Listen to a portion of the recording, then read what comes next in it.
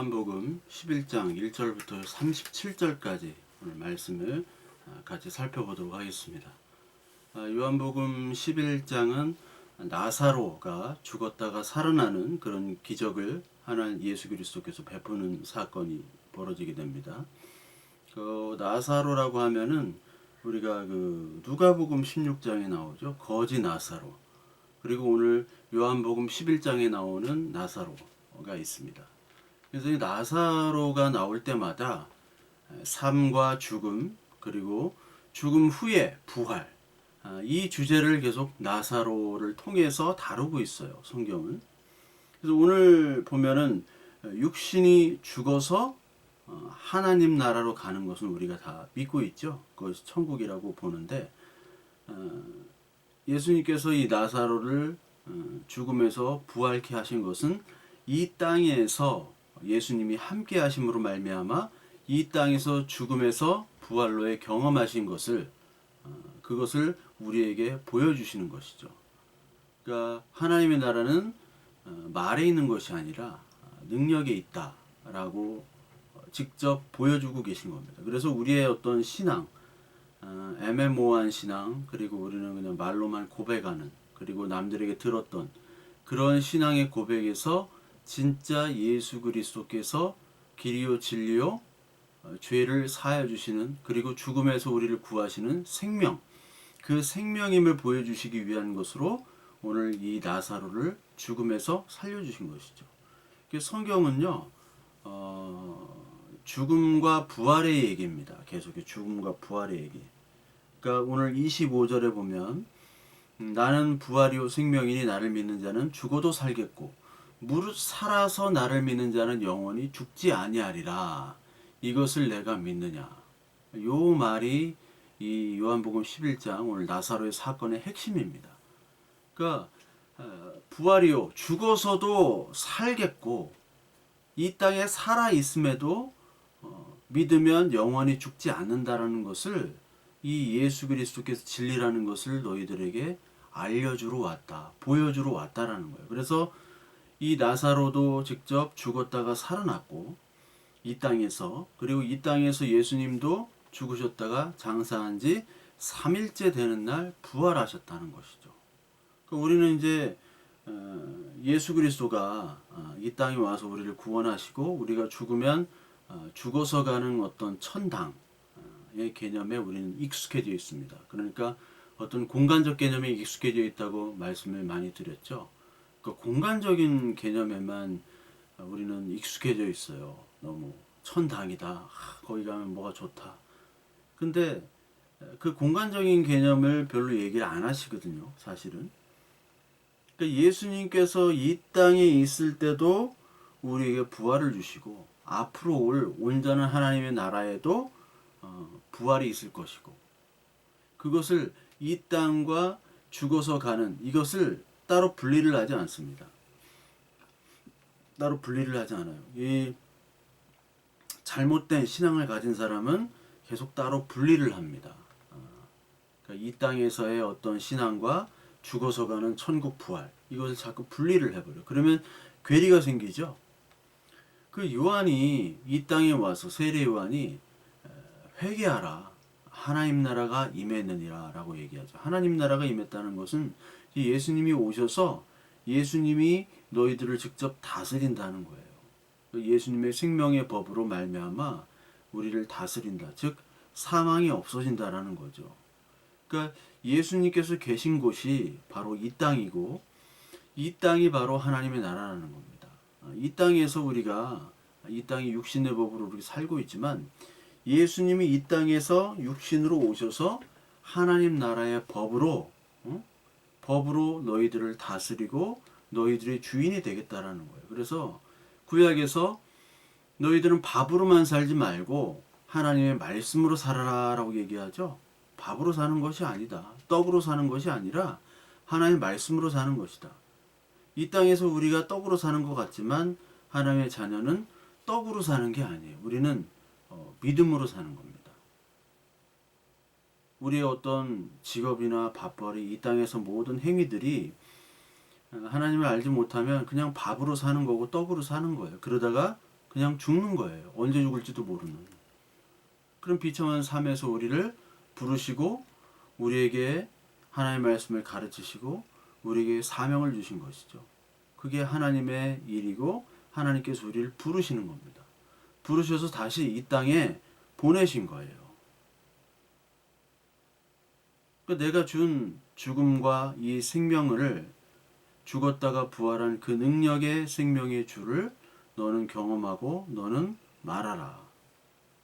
우리는 이 땅에 살아가지만 이 땅의 법이 아니라 하나님의 나라의 은혜의 법에 살아가는 겁니다.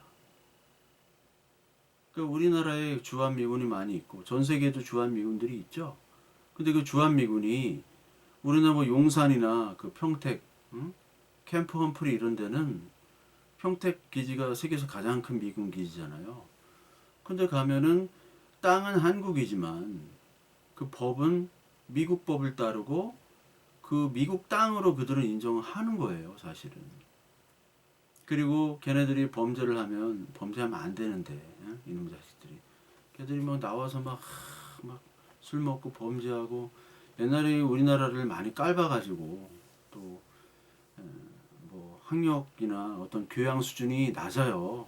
미군들이 계속 걔네들 리크루팅을 하기 때문에 군인이 모자랍니다. 그래서 막 이상한 애들도 다 오고 하는데 뭐 시민권도 주고 특혜가 많아요, 미국 군인들은. 그래서 막 무분별하게 막 업신여기는데 지금은 좀 나아졌죠, 그래도. 근데 범죄를 해도 한국 법에 따라서 처벌을 받지 않고 그 나라 법으로 처벌을 받아서 경찰의 인계가 돼서 미국 헌병들이 와서 데리고 가잖아요. 그 소파 규정에 따라서. 그러니까 걔네들은 한국에 살지만 그 주한미군들은 미국 땅이자 미국 법으로 다스림을 받아요. 마찬가지로 이 땅에 우리는 살고 있지만 하나님의 나라의 법에 의해서 다스림 받는 사람들이 바로 우리입니다. 그거를 이 땅에 살아가는 동안에 우리가 계속 하나님의 나라의 법을 늘 알아가고 배워가고 경험과 말씀을 통해서 하나씩 하나님께서 가르쳐주고 계시는 거예요. 지금 오늘도 이 시간에도. 그래서 로마서 1장 2절에 보면 예수 안에 있는 자는 결코 정죄함이 없나니 이는 그리스도 안에 있는 생명의 성령의 법이 죄와 사망의 법에서 너를 해방하였음이라. 이런 말이 나오죠. 그 성령의 법. 이 세상은 성령의 법이 아니죠. 이 성령의 법이 죄와 사망의 법, 이 땅의 죄와 사망의 법에서 우리를 해방시켜 주시는 겁니다. 그게 이 땅에 살아가지만 우리는 예수 그리스도 안에서 살아가는 거예요. 그렇게 해방되는 겁니다.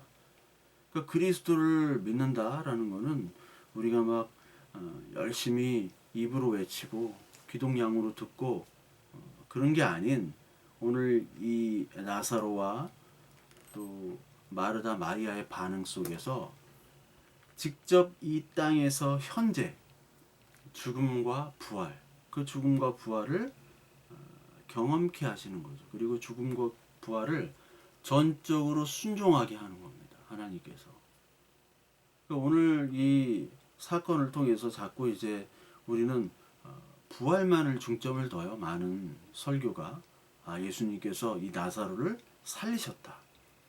근데요, 부활의 중점도 있지만 사실 죽음에 대한 중점도 상당히 커요. 죽음. 부활만 이야기하는 것이 아니라 너희는 죽음이 반드시 있어야 된다는 것을 오늘 예수님께서 우리를 가르쳐주고 계시는 거예요. 그러니까 이 땅의 현실은 죽음과 부활이 이 땅에서 같이 이루어진다.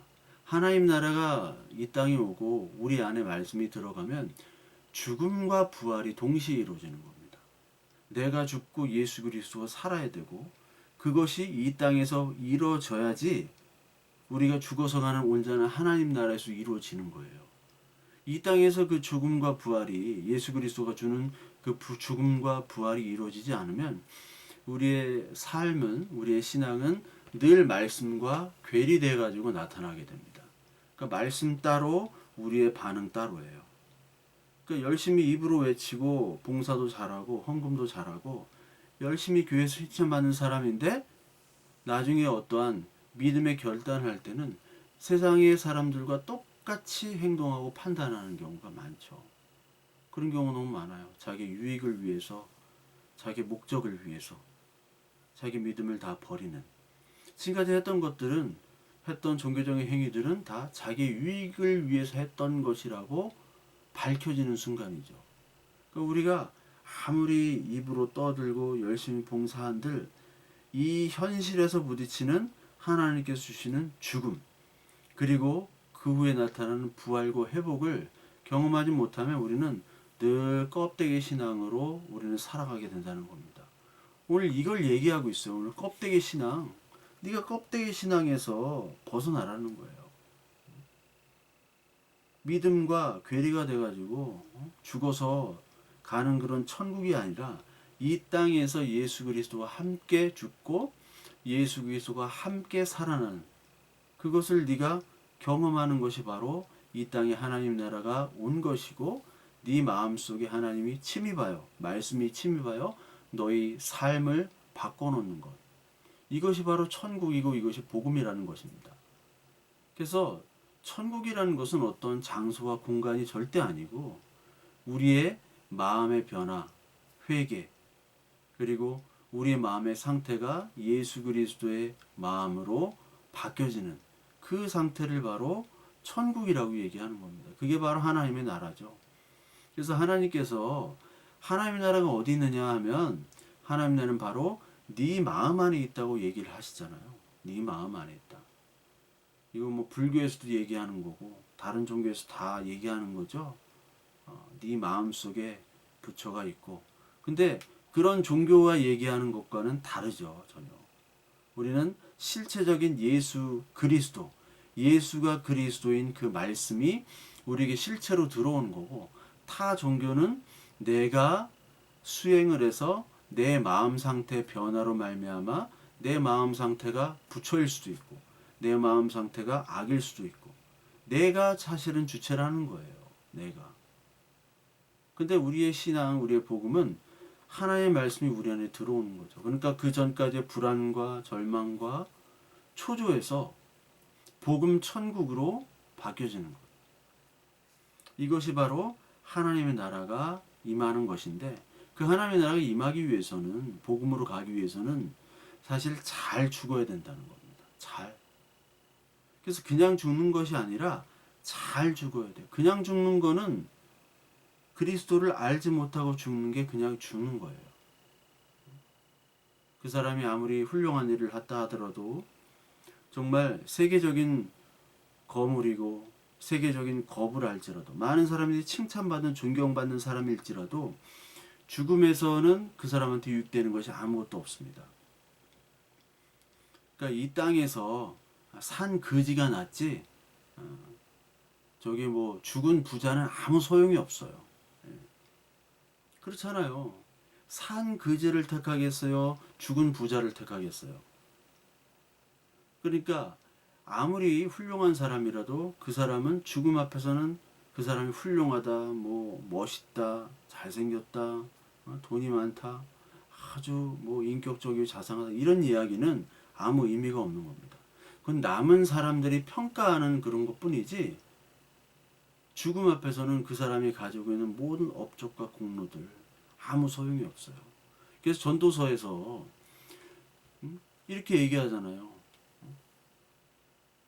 그러니까 아주 고위 관료, 죽은 사람, 그렇게 해서 죽은 사람이나 뭐 짐승의 죽음이나 별반 차이가 없다. 그렇게 얘기하죠. 그러니까 똑같은 거예요. 죽음 앞에서는 그렇게 비참한 겁니다. 그러니까 그냥 죽는다는 것은 그리스도를 모르고 열심히 살다가 누가 뭐 열심히 안 사는 사람이 어디 있어요. 한국 사람 얼마나 열심히 삽니까? 근데 열심히 살면서도 뭐 자기 양심껏도 하지만 저 어떨 때는 또 죄도 짓고 그렇게 하다 그냥 죽는 겁니다. 그리스도를 모르고. 근데 진짜 잘 죽는 것은 그리스도를 알아가는 거예요. 내가 죽어가는 것. 이게 진짜 잘 죽는 거예요. 예수님께서 오늘 이 나사로에게 나사로가 죽은 것이 아니라 잔다라고 얘기하잖아요. 단다. 그리고 내가 다시 깨우러 간다. 11절에 우리 친구 나사로가 잠들었도다. 그러나 내가 깨우러 가노라. 근데 앞에 4절은 이 나사로가 죽을 병이 아니라 하나님의 영광을 위하며 하나님의 아들로 이를 인하여 영광을 얻게 하려 함이라. 그러니까 하나님이 나사로에게 허락하신 이 병 그리고 죽음은 죽는 병이 아니다. 죽는 병이 아니라 영광, 하나님의 영광이요. 하나님 예수 그리스도 아들로 인하여 영광을 나타내는 거래요. 병들어 잔다. 하나님의 영광을 위한다. 하나님 예수 그리스도 하나님의 아들 그리스도의 영광을 위하여 이 나사로의 죽음을 사용한다. 이렇게 얘기를 하죠.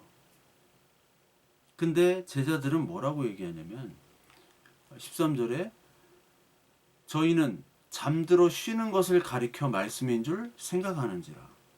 그러니까 예수님이 잠들었다 그리고 죽었다 이런 말을 이 제자들은 진짜 잠들었나 보다라고 생각하는 거예요.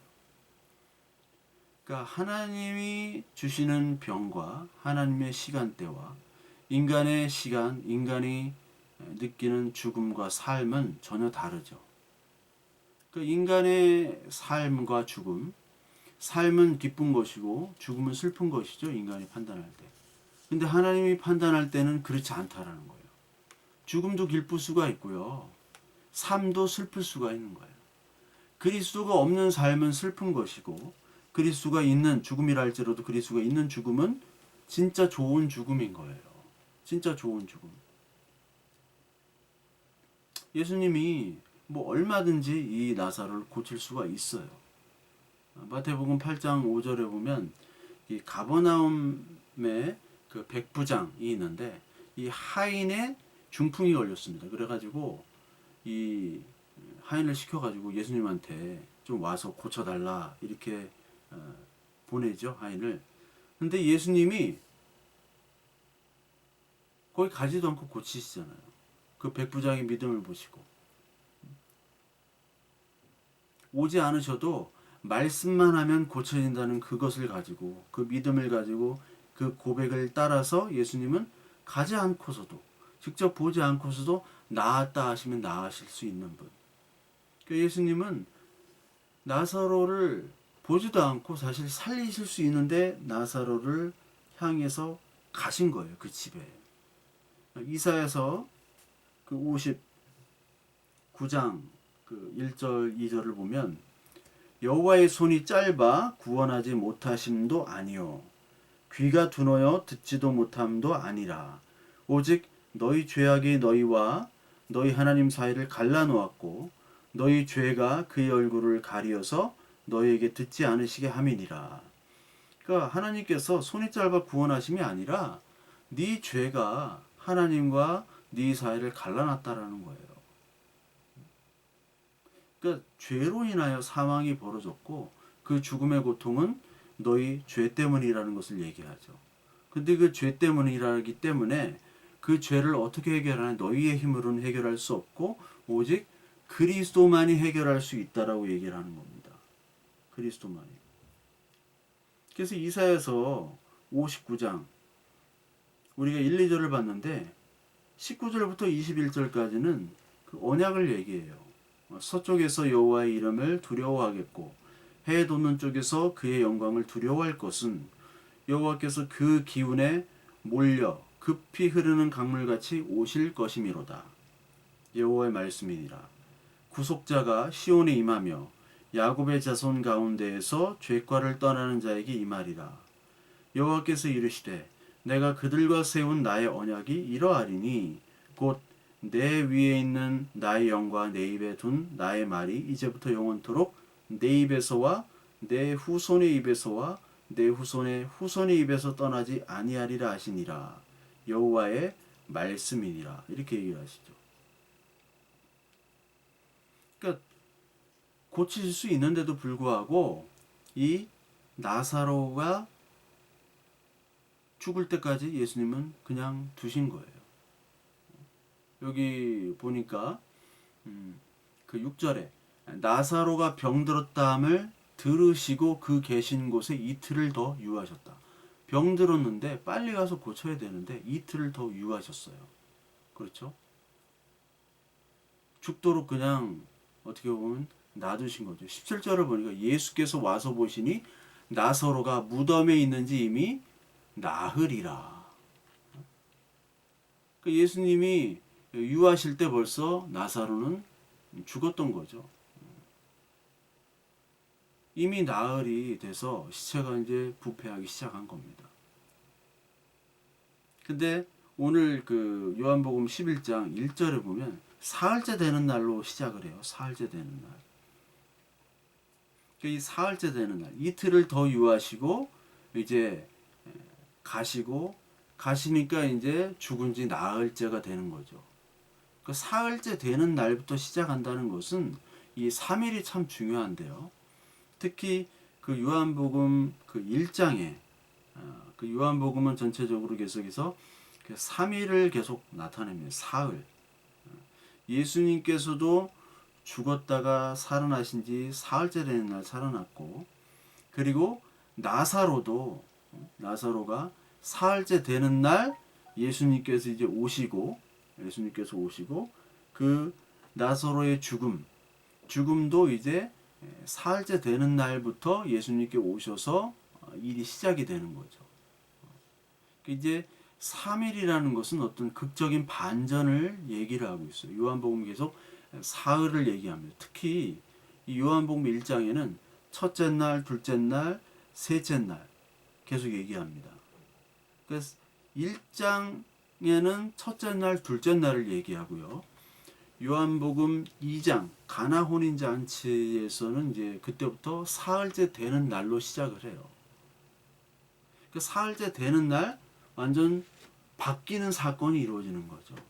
특히 여기 요한복음 1장에 첫 번째 날은 이제 세례 요한이 예수를 그리스도로 선포하는 게 첫째 날로 얘기를 합니다.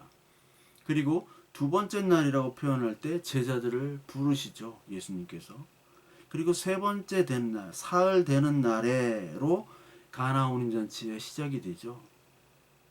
그러니까 가나 혼인 잔치가 사흘 되는 날에 포도주가 있다가 포도주가 떨어집니다. 그 다음에 다시 물이 포도주를 변하죠. 사흘 되는 날에 기쁨이 사라지는, 포도주가 떨어지는 그 혼인잔치에 그것이 생기고, 그 다음에 기쁨이 다시 회복되는 이 구조로 들어가요. 그러니까 하나님께서는 이 새로운 날을 주시기 전에 우리에게 죽음과 고통과 기쁨이 끊어짐을 우리에게 허락하시는 겁니다. 예수님께서 부활하시기 전까지 예수님은 고통을 감내하시죠. 십자가에 죽으시면 그 클라이막스까지. 그리고 그 후에 이제 3일 후에 다시 부활을 하시는 거예요.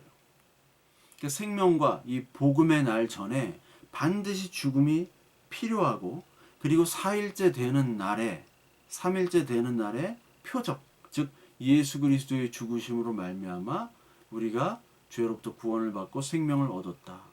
이것으로 성경은 계속해서 이어지고 있어요. 그러니까 우리의 완전한 죽음, 우리의 바른 죽음으로 그것을 이 땅에서 경험해야지만이 하나님께 주시는 바른 그리고 온전한 부활이 있다. 새날이 주어진다.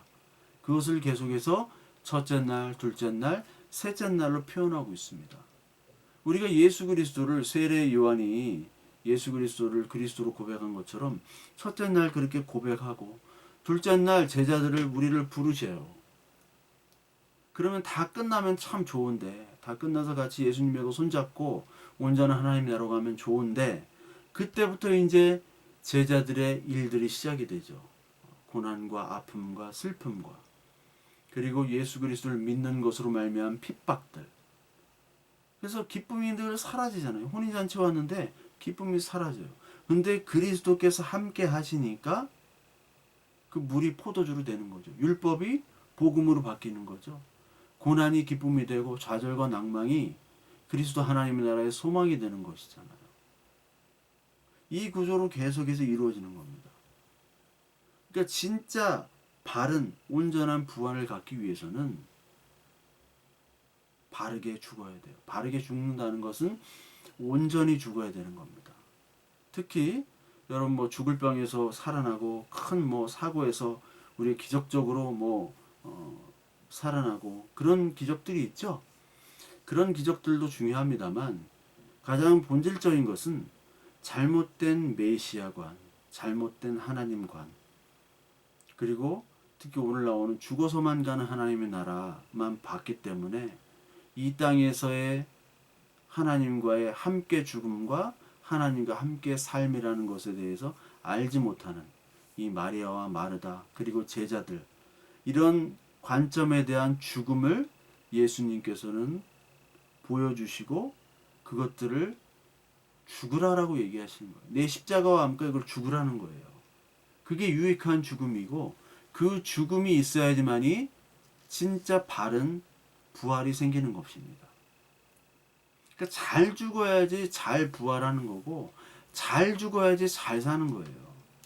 이 땅에서 잘 죽어야 됩니다. 우리가 축 늘어져 가지고 죽어야 돼요. 그래야지 부활하기 쉬워요. 그러니까 잘못 죽으면요, 어설프게 죽고 자기 어떤 경험과 기적과 이적만이 이렇게 나타나면 그건 기복신앙으로 가게 되죠. 자기가 만든 어떤 기적의 하나님의 경향성이 강해집니다. 우리는 아주 잘 완전히 대자로 뻗어 죽어야 돼요. 그렇지 않으면 힘들어요. 우리가 물에 빠진 사람도 그냥 바로 구하면 위험하다고 그러잖아요. 둘 다. 왜냐면 힘이 빠졌을 때, 더 몸부림을 치지 못할 때 그때 구해야 된다고 하잖아요. 하나님께서 그렇게 완전 철저하게 이 사람들을 죽이시는 겁니다. 특히 그 대표적인 경우가 오늘 나사로예요. 우리들을 죽이시는 거예요. 바로 죽고 완전히 죽어야 진짜 복음을 경험하게 되는 것이죠. 근데 어설피 죽으면요, 하나의 말씀이 주가 되는 것이 아니라 나의 경험, 자기의 지각 능력에서 하나님을 이해하려고 하고, 그러다 보면 이게 하나님의 나라가 아닌 내 나라가 돼버려요. 우리의 경험과 자각 능력을 너무나 과시하고 그것들 너무나 신뢰하는 사람이 너무 많습니다. 예전에 그 레미제라블이라는 뮤지컬 영화가 있었죠. 우리나라에서 엄청 히트했는데 그게 왜 히트했는지 모르겠어요. 저는 뭐 재미도 없고 솔직히 우리나라에서 그 뮤지컬 그 영화가 성공한 적이 없어요. 근데 우리나라는 유행에 따라 누가 봐서 좋다고 하면 왜 좋은지도 모르고 따라서 막 보고 좋다고 하잖아요.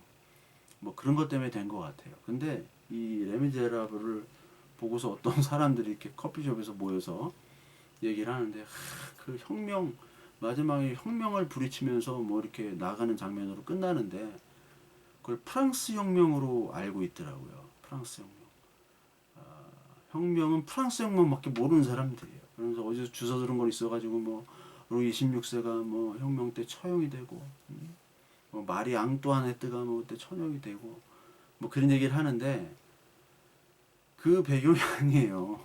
프랑스 혁명은 1789년도 거고, 그 프랑스 혁명은 이제 혁명 이후에도 크게 5개 혁명이 있는데 그 중에 가장 큰 게 이제 세계 혁명이에요. 1830년, 1848년, 30년 건 이제 7월 혁명이라고 그러고, 1848년도는 2월 혁명이라고. 그때부터 이제 대통령제가 시작이 됩니다. 그때부터. 뭐 복잡해요. 이 1789년부터 한 1871년도까지 그 프랑스는 아주 그 제도가 계속 바뀌어요. 왕이 됐다가 또 나폴레옹이 했다가 또 뭐 왕을 엎었다가 죽였다가 또 개혁을 했더니 안 되겠다 또 왕으로 가자 계속 이래요. 그러면 샤를 10세, 뭐 루이 필립 2세 뭐 이런 사람들을 뭐 다시 올렸다가 끌어내고. 근데 이때는 세 번째 혁명 1832년도 배경이에요. 근데 그걸 모르고 이게 그냥 혁명이라고 하면 뭐 프랑스 혁명밖에 모르는 거죠. 들어서. 그러니까 그걸 가지고 또 막 서로 얘기하는 거예요. 서로 맞다. 프랑스 혁명 또 어쩌고 저쩌고. 아니라니까. 아니에요. 그 32명 혁명이 있다가 다시 34명의 1834년에 또 혁명이 있었고, 그 두 개는 이제 좀 작은 혁명이고, 나중에 48년도에 2월 혁명, 그리고 30년도에 7월 혁명, 프랑스 대혁명, 이 세 개가 가장 큰 혁명이에요. 근데 모르고 하니까 그냥 자기가 뭐 다 아는 것처럼 막 혁명에 대해 얘기하는 거예요. 예수님 믿는 것도 마찬가지예요. 자기가 만든 그런 하나님, 그걸 막 열심히 섬기고 있는 겁니다. 그 12절에 보니까 제자들이 가르쳐 주여 잠들었으면 낫겠나이다 하더라. 이게 뭐 사오정 같은 얘기를 하는 거죠. 사오정 같은 얘기. 그 예수님께서 잔다 하는 걸 진짜 잔다라고 깨닫는 거예요. 그러면서 15절에 예수님 뭐라고 얘기하시냐? 내가 거기 있지 아니한 것을 너희를 위하여 기뻐하노니 이는 너희를 믿게 하려 함이라. 그러나 그에게로 가자 하신대. 믿게 하려. 너희들이 예수 그리스도 내가 부활이요 길이요 진리요 생명인 그것을 믿게 하기 위하여 내가 거기로 간다. 같이 간다라는 거예요. 이 제자들은 예수님이 아직까지 이제 정치적인 메시아, 기적을 베푸는 그런 메시아로 아직까지는 생각하는 단계입니다. 그래서 이 제자들은 다른 유대인들과 똑같이 구약 율법을 잘 지키는 게 하나님의 뜻이고 그것이 축복이고 그렇게 하면 천국 간다고 생각을 했어요. 그런데 동시에 그들이 바리새인이나 제사장이 아니기 때문에 그들만큼 율법을 지키고 말씀에 순종한다고 생각 안 했기 때문에 천국 갈 자신은 없는 거예요. 그 당시 많은 사람들이 종교적인, 직업적인 종교인 아니고서는 그런 율법을 지킬 수가 없잖아요. 무슨 뭐 고기를 잡고 뭐 일상생활을 하고 마태는 세리 아닙니까? 그런 사람들이 자기가 어떻게 천국을 간다고 생각하겠어요. 직업적인 종교인만 자기는 하나님의 자녀고 특별히 선택받은 사람이다 라고 생각해서 천국에 자기는 갈 수 있다고 생각한 거죠. 그거를 예수님이 비난하고 그것을 비판한 것이잖아요. 근데 천국 갈 자신은 없는 거예요.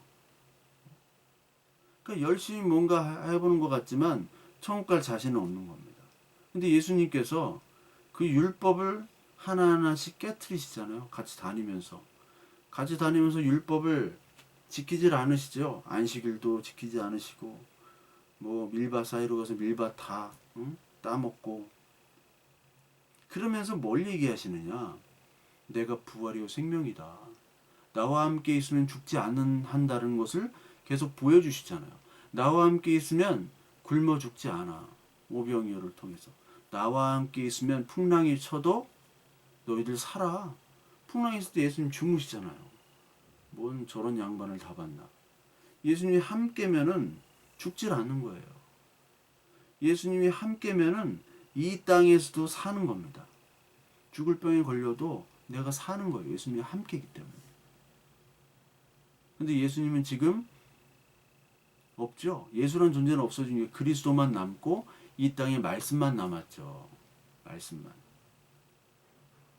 그래서 여러분 막 예수님이 나와 함께 하시기 때문에 저기 어디 뭐 산꼭대기나 절벽이나 뭐 한강 다리 있는 데 가가지고 예수님이 함께이기 때문에 나는 이렇게 떨어져 죽는 시도를 해도 하나님께 건지시다 해가지고 이렇게 떨어지거나 하면 안 됩니다. 예수님이 함께 하신다는 것은 예수님의 뜻과 나의 뜻, 그리스도의 뜻과 나의 뜻이 하나가 될 때라는 거예요. 그 당시에는 하나가 됐어요. 그 당시에는 살아계시기 때문에. 지금 예수님은 사라지고 없고 그리스도 하늘 보좌에 계시잖아요. 그리고 우리는 지금 예수님과 함께라는 것은 지금 하나님께 주신 온전한 계시의 말씀과 함께라는 겁니다. 함께해요. 그렇기 때문에 우리가 지금 죽든 내일 죽든 그것이 하나님께 영광이고 우리에게 기쁨이 된다는 겁니다. 내가 막 스스로 막 죽으려고 하고 그렇게 해서 영광을 하나님께서 우리와 함께 하신다.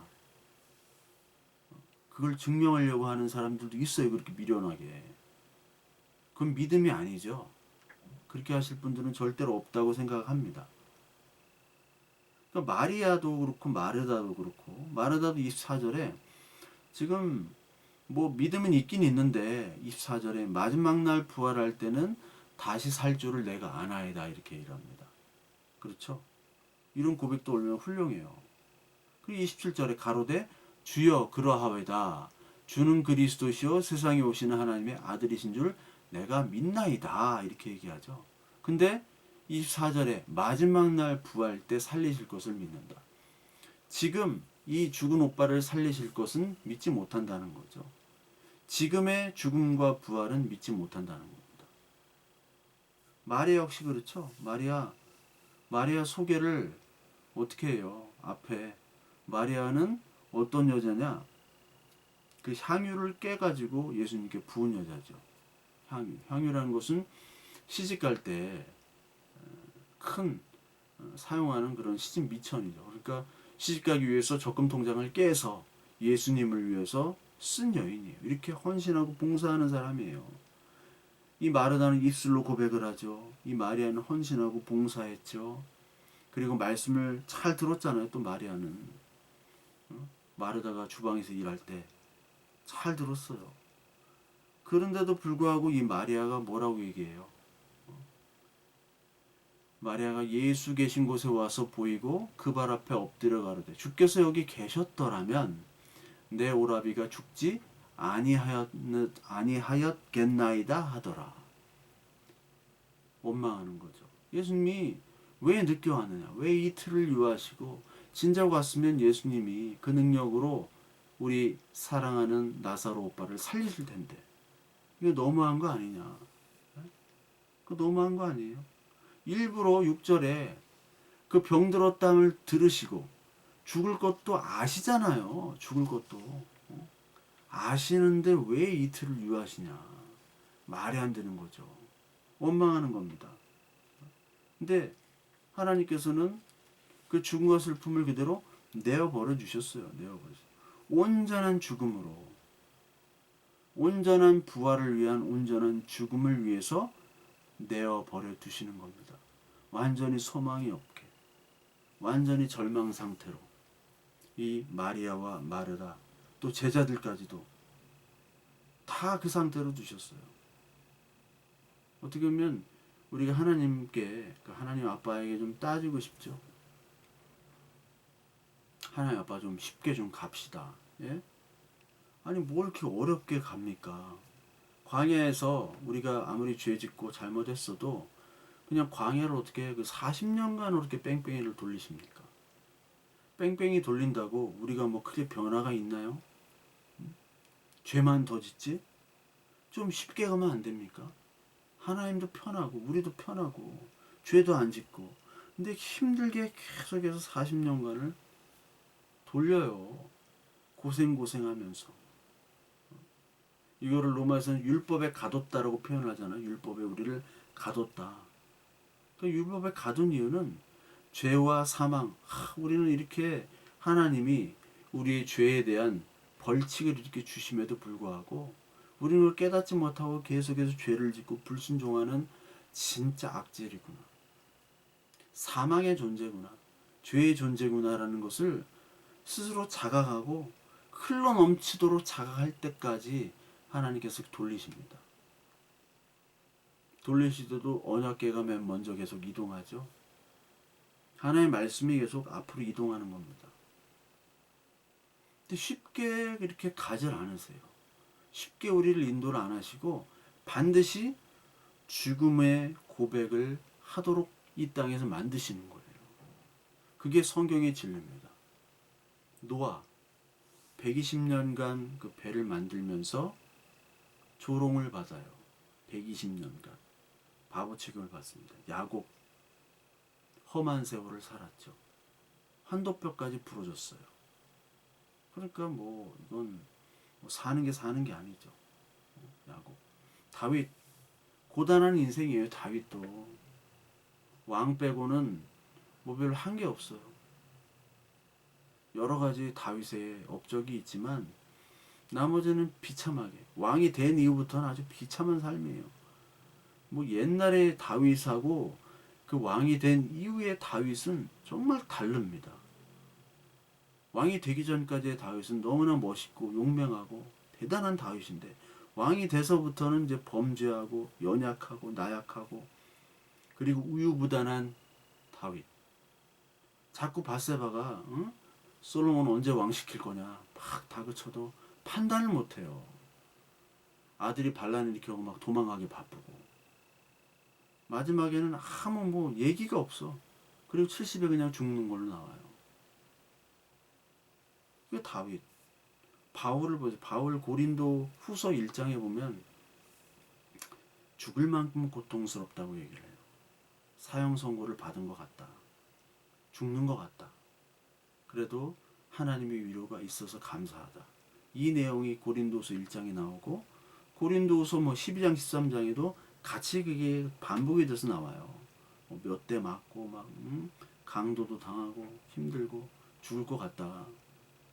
바울 같은 강인한 사람이 죽을 것 같다라고 표현하면 특히 자기 자서전도 아니고 다른 사람에게 편지를 쓰면서 죽을 것 같다고 한다는 표현은 정말 엄청난 고통이었다라는 거예요. 늘 자면서도 뭐 언제 유대인들이 자기를 와서 죽일지 모르는 잠도 잘 못 잤을 거예요. 근데 하나님이 늘 그에게 내가 너를 지켜준다. 내가 너와 함께인다. 그러니까 이 땅에서의 바울은 계속 죽음과 부활 그것의 반복이었습니다. 하루하루가. 그 죽음은 사람이 보기엔 굉장히 슬프고 막 힘들고 그런 거지만 그 죽음은 바울이 하나님의 말씀을 전하는데 반드시 필요한 죽음이었을 거예요. 그 반드시 필요한 그 죽음이 없었다면 하나님의 말씀을 저렇게 담대하게 전할 수 없었죠. 나는 정말 죽을 것 같지만 하나님은 늘상 지켜주시니까. 기적적으로 지켜주시고 하나님은 나를 살려주시고 위로해 주시니까. 하나님은 날마다 말씀으로 위로하시고 그리고 동역자를 통해서 위로하시니까. 아, 하나님이 살아계시는구나. 하나님이 나를 왜 이렇게 하시는구나. 이해가 가는 거예요. 그래서 죽을 만큼 힘들지만 그 죽을 만큼 힘든 그것을 뛰어넘는 하나님의 위로를 내가 받고 있다라고 고린도서 1장에 고백을 하고 있지 않습니까? 갈라디아서 2장 20절의 고백이 내가 죽고 그리스도가 다시 사는 것이에요. 우리가 너무나 잘 아는 말씀 한 번 더 우리 보겠습니다. 갈라디아서 2장 20절에 내가 그리스도와 함께 십자가에 못 박혔나니 그런즉 이제는 내가 사는 것이 아니요 오직 내 안에 그리스도께서 사시는 것이라. 이제 내가 육체 가운데 사는 것은 나를 사랑하사 나를 위하여 자기 자신을 버리신 하나님의 아들을 믿는 믿음 안에서 사는 것이라. 그러니까 내가 사는 것이 아니라 내가 죽는 것이죠. 십자가와 함께. 그러니까 진짜 죽는다는 것은 뭐 고생하고 고난받고 이런 것보다는 내가 가지고 있는 종교적으로 포장해서 나를 더 멋지게 보이고 나를 거룩하게 보이려는 그러나 사실은 육신을 위한 그런 종교적인 행위들을 하나님께서는 죽이라는 겁니다. 그걸 다 죽여야 돼요. 우리가 무엇 때문에 기도하고 무엇 때문에 설교하고 무엇 때문에 예배 참석하고 찬양하고 무엇 때문에 하는가? 나를 위한 것이 아닌가? 그것들을 다 나를 위해서 하는 것들을 다 버리게 하는 것. 그것이 하나님이 우리를 좋은 죽음으로 내모는 것입니다. 좋은 죽음으로. 내가 아무리 멋진 기도와 아무리 멋진 헌신과 사람들이 막 명설교고 뭐 방송에 옛날 목사님들 명설교 해가지고 기독교 방송 나오잖아요. 그런 것도 내가 아무리 그래 내가 참 뿌듯해 이런 것도 내가 다 버리도록 하나님께서 인도하시는 겁니다. 그것도 다 버려줘야 돼요.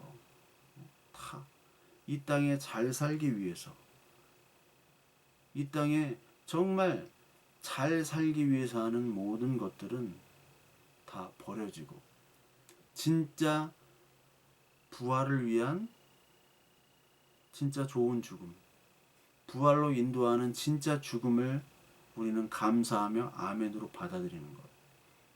이것을 위해서 오늘 나사로 사건을 보여주시고 우리의 모든 인생 속에서 죽음으로 우리를 인도하는 것처럼 보이지만 그것은 진짜 부활로 이끄시는 정말 필요한 우리의 죽음이다라는 것을 저와 여러분들이 잊지 말으셔야 됩니다. 부와 건강을 잃더라도 그리스도 그 생명 하나를 붙잡으면 우리는 성공한 사람이잖아요. 뭐 다 아시는 말씀이죠. 그 하나님 아빠와 우리의 관계, 이 생명 관계가 중요한 것이지 그 하나님과의 관계, 그 아빠의 관계에서 떨어지는 콩고물이 중요한 게 아니에요. 그 콩고물 그거 받아먹다가 하나님과 관계가 다 틀어지면 이거는 죽음으로 가는 거예요. 여러분 락커펠러 그 락펠러 발음 락커펠러인데 정확한 발음 락커펠러가 참 나중에 이 양반이 뭐 하나님을 어떻게 잘 회개해서 돌아왔나 그건 모르겠어요 솔직히. 뭐 50세 넘어서 죽을 병에 걸린 다음에 뭐 기부를 많이 하고 뭐 해서 어떻게 됐다는 건 아는데 하여튼 그 50세 이후에 교회도 많이 세웠잖아요. 리버사이드 처치 영어로는 좀 멋있는데 강변교회 그게 되게 높아요. 120m 정도 됩니다. 멋있어요. 100년 전에 어떻게 그런 화려한 건물을 졌는지 허드슨강 반대편 그 뉴저지에서 보면 그 교회가 우뚝 서 보여요. 교회가 참 되게 높네. 그 교회 옆에 이제 그 유니온 신학교라고 자유주의 신학의 본산지 그리고 좀 더 위로 가면은 걸어가면 그 컬럼비아 대학이에요. 근데 그 주위에 가보니까 사람이 하나도 안 다니더라고. 무서웠어요, 무서웠어. 그 문도 닫혀져 있고 리버사이드 그 교회가. 근데 그 사람이 돈을 그렇게 욕심을 부렸잖아요. 돈. 그 당시 이제 대통령 시어도 루즈벨트인데 그 시어도 루즈벨트가 락커펠러가 아무리 선한 일을 많이 한다고 한들 그가 행한 수많은 악행을 덮을 수 없다고 했어요. 사실 그 시어도 루즈벨트도 뭐 나쁜 일 많이 했어요. 우리나라를 일본한테 넘기고 우리는 필리핀을 먹을게. 카스라테프트 조약 있죠? 1904년에 한 그거 이제 시키고 했어요. 이 사람도 나쁘고 뭐 제국주의자고 다 그래요. 인종차별주의자입니다. 뭐 미국에서는 위대한 대통령으로 뭐 저기 산에도 4명 중에 하나 얼굴이 그려있지만 하여튼 시어도 루즈벨트가 싫어했어요. 락펠러. 그래서 그 스탠다드 오일 그 정유사를 잡기 위해서 반독법, 반독법이래요. 독점 규제법 그거를 이제 시행하고 막 했던 사람이에요. 근데 이 사람이 그 락펠러가 그럼에도 불구하고 머리가 너무 잘 돌아가니까 기름을 그렇게 가지고 있는데 기름보다도 기름을 수송하는데 더 이게 짭짤할 것이다 미리 예측하는 거예요. 그래서 뭐 철도 회사도 사고 철강 카네기 아시죠? 그 카네기로부터 철강도 그냥 인수를 해요. 아 그건 JP 모건이 인수하는구나. 하여튼 제가 헷갈려가지고 하여튼 인수해가지고 은행도 하고 그래서 JP 모건이랑 둘이 아주 싹 긁어 모아요 그냥 돈을. 근데 나중에는 어떻게 된지 몰라요. 근데 그의 인생을 한번 보십시오. 처음에는 뭐 11조 하면 뭐 락커펠러 예를 들지만 그가 돈에 그렇게 욕심을 하니까 돈은 얻었지만 하나님과의 관계는 없어요. 하나님이 정말 원하시는 게 뭘까요? 야 락펠러야 돈 필요 없다. 아빠하고 너와의 관계. 아니 벌을 만큼 쓸 만큼 있는데 뭘 또 돈을 욕심을 그렇게. 돈에 환장한 사람. 나중에 돈 사람이 되는 거예요. 돈 좋아하다가 이렇게 돈 사람이 되는 겁니다. 자기가 쓰고 자기가 어느 정도 남을 좀 도와줄 수 있고 어느 정도 행복감이 있을 그 정도만 있으면 돼요. 그게 뭐 사람마다 좀 차이가 있겠지만 우리는 너무 돈돈하다 보니까 하나님과 관계가 없어져요. 하나님과 관계가 없어도 된다. 물질의 축복과 건강의 축복과 뭐 인간관계의 축복만 있으면 된다. 어차피 천국은 가니까. 이게 마리아 마르다 제자들의 신앙 아닙니까? 이 땅에서의 죽음 부활은 별로 필요가 없어요. 어차피 우리는 하나님의 자녀니까. 그러면 이 땅에서의 하나님의 나라, 이걸 신학적으로 하나님의 나라의 현재성이라고 했잖아요. 하나님의 현재성이 없으면 미래성도 없고, 하나님 나라의 미래성이 없으면 현재성도 없는 거예요. 이거 하나예요, 하나. 이게 괴리가 되면 이게 따로 노는 겁니다. 어차피 뭐 하나님 나라 따는 당상인데 뭐 내 마음대로 하지. 열심히 하자. 열심히 해서 뭐 봉사하고 헌금 내면 하나님이 좋아하지 않겠어? 이렇게 생각하는 사람이 너무나 많다는 거예요. 하나님이 진짜 원하시는 거는 아무것도 아니고 그 돈은 아무것도 아니잖아요. 하나님과 관계. 누가복음 12장 15절 21절에 보면 그들에게 이르시되 삼가 모든 탐심을 물리치라. 사람의 생명이 그 소유에 넉넉한 데 있지 아니하리라 하시고 또 비유로 그들에게 말하여 이르시되 한 부자가 그 밭에 소출이 풍성하매 심중에 생각하여 이르되 내가 곡식 쌓아둘 곳이 없으니 어찌할까 하고 또 이르되 내가 이렇게 하리라. 내 곡간을 헐고 더 크게 짓고 내 모든 곡식과 물건을 거기 쌓아두리라. 또 내가 내 영혼에게 이르되 영혼아 여러 해 쓸 물건을 많이 쌓아두었으니 평안히 쉬고 먹고 마시고 즐거워하자 하리라 하되 하나님은 이르시되 어리석은 자여 오늘 밤에 내 영혼을 도로 찾으리니 그러면 내 준비한 것이 누구의 것이 되겠느냐 하셨으니 자기를 위하여 재물을 쌓아두고 하나님께 대하여 부여하지 못한 자가 이와 같으니라. 어리석은 자가 되지 마시기 바랍니다. 하나님께 부여한 자가 되시고 저와 여러분들은 어리석은 자가 아닌 하나님께 부여한 자, 아빠와 자녀의 관계, 그걸 하나님께서 원하시는 것을 우리가 다시 한번 기억하고 이 땅에서 하나님께 주시는 그 아주 좋은 부활로 인도하는 그 죽음을 기뻐하시고 잘 죽어야지, 완전히 죽어야지 완전히 산다는 것을 이 땅에서 경험하시고 그리고 온전한 하나님의 소망으로 그 부활의 소망으로 살아가시는 저와 여러분들 되시길 바랍니다.